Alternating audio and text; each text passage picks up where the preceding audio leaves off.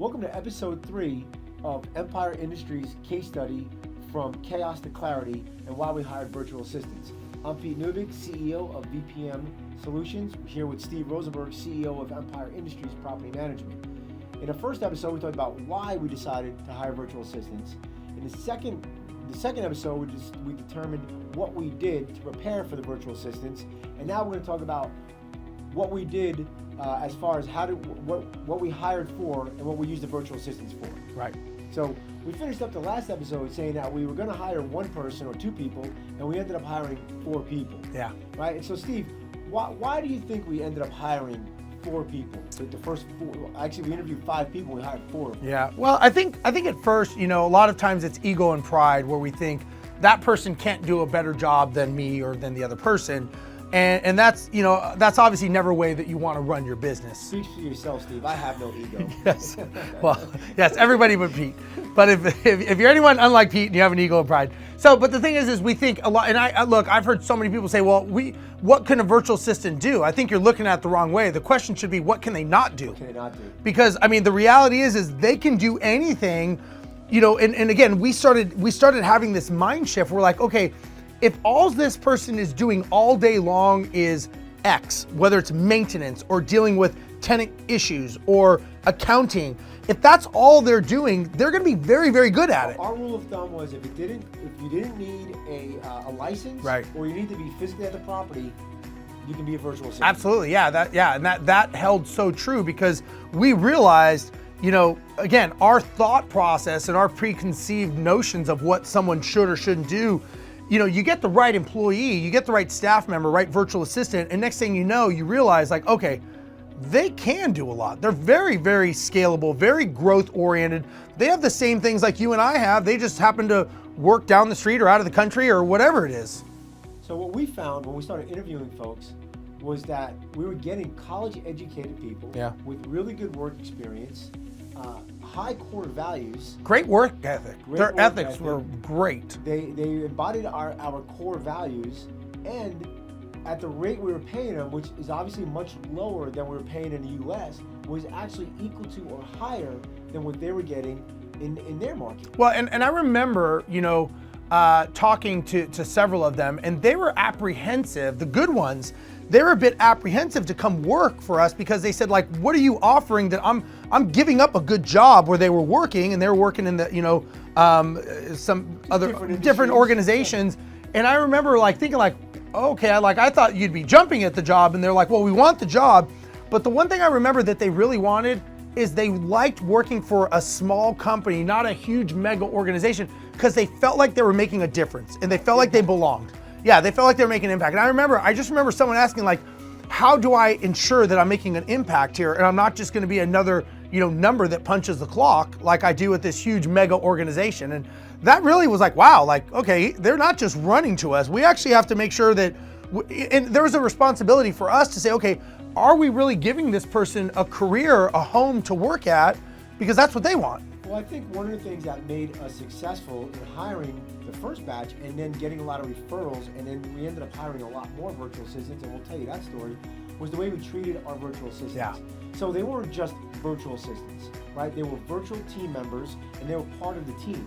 They were in company meetings, they were in meaningful meetings, and they actually had control or impact on their piece of the business. Yeah. And I think that was really important, because if you just treat them just as a VA, and you don't talk to them, you don't train them, you just kind of put them in a dark corner and they're a mushroom and this is what they're going to do and that's all you want them to do, it's not going to work out. Yeah, I agree. And I remember, some of the things we did is, number one, they were on our website, and they were their pictures, their bio, who they were, their family. I remember one of the guys that was in charge of maintenance, we would go on Facebook Live and do Maintenance Tip Monday. And so they were actually involved in talking about the issues because now they feel like, okay, this is my department, I'm in charge of it. And they did a great job because they embraced it. Well, remember, one of the things I learned from you was that we would train them, but then we would have them build the process manuals. Yeah. So they were the ones building the process manuals, building our database of process videos. Yep. Right. So they actually, at some point, they were actually creating our processes. They were Yeah. making procedural changes, not policy changes, but procedural changes. Yeah. And that is all, that gives them ownership. And so our virtual assistants they felt they were part of the team because they had such ownership. Yeah, absolutely. So we hired the first 4 people. We were going to hire 1 person for maintenance or 2 people for maintenance. We ended up hiring 3 for maintenance, figuring out 1 might wash out, and they never did. We actually kept all 3 of them. And then we hired 1 person for property accounting. And then after a few months, I think it was like 2-3 months, we started realizing, wow, these are great people. Yeah. They're not bringing baggage into our office. They're appreciative of the job. They're doing a great job. They're hitting their KPIs. They embraced everything we did. They embraced our core values. And so we said, okay, what else can they do? And so, Steve, let's rattle off some of the job roles that we had at Empire, if you can remember, on what we had some of these folks do. Well, I mean, from my department of doing the sales and marketing, we first had them be assistants to our BDMs. That's how we started. Right, So the ISD team. So we created the ISD team, and they were in charge of all inbound leads. Any lead that came in, we used HubSpot at the time. Any lead that came in, they controlled HubSpot. So pause right there. Think about this. This is property owners calling your business, our business, for to do business with Empire Industries, and they're talking to a virtual assistant down. They think ours were in Mexico. Right. They Yeah. can talk to any virtual assistant anywhere. Yeah. So that's huge right there. Yeah, that was huge. And we, each initially the way we structured is each BDM, each salesperson had their own assistant.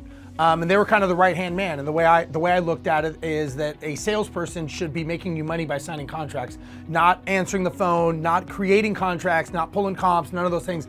That's not a money-producing task. A money-producing task is getting deals done.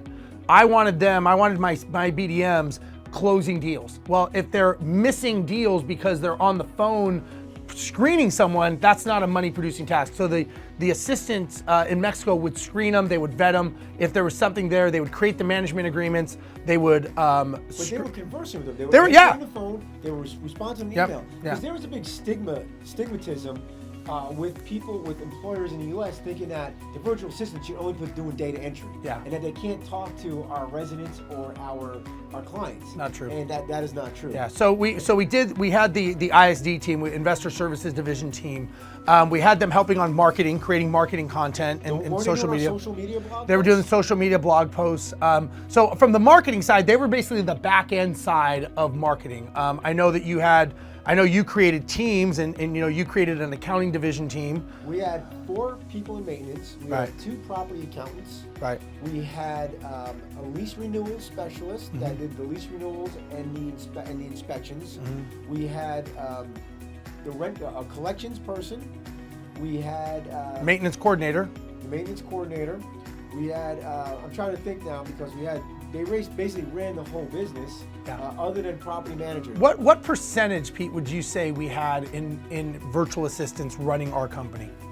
I think at the end, Steve, it was close to 60 or 65%. Yeah, it was We a had lot. more people. I think we had about 18 virtual assistants. Yeah. And we had about 30 employees. Yeah. If I remember, 30 team members.